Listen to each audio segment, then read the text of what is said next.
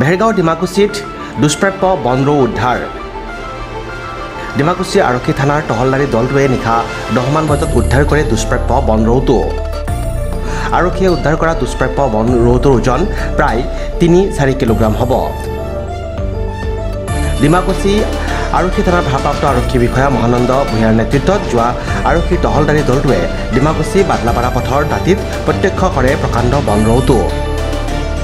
দুষ্ট চক্ৰৰ কবলত পৰাৰ আগতে ডিমাকুছি আৰক্ষীয়ে পথৰ পৰা বনৰৌটো সুকলমে উদ্ধাৰ কৰি নিশাই বৰনদী অভয়াৰণ্যৰ বন বিভাগক খবৰ দিয়ে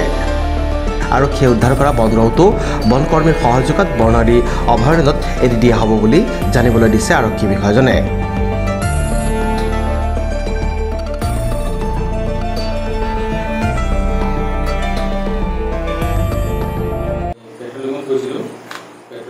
ঘূৰি আহি থাকোঁতে বাদলাপাৰাৰ পৰা অকণমান আগত আমাৰ সিহঁতে মানে ৰাস্তাটো মানে ঘূৰি আছে আৰু আমি চিন্তা কৰিলোঁ যে আৰু মানুহৰ হাতত কৰিলে এই কিবা এটা হ'ব সেয়ে আমি থানালৈকে লৈ আহি ফৰেষ্টক খবৰ দিছোঁ ৰেঞ্জাৰক ৰেঞ্জাৰে এতিয়া আহি আছে নিবলৈ তাতে আহি এই 2 কিলোমিটাৰ হ'ব লাগে এনে আন্দাজত এটা সৰু নহয় আৰু ৰাখি দিছোঁ আমি ৰেঞ্জাৰক খবৰ দিছোঁ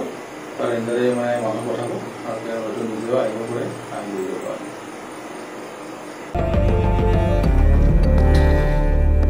desk report news express Assam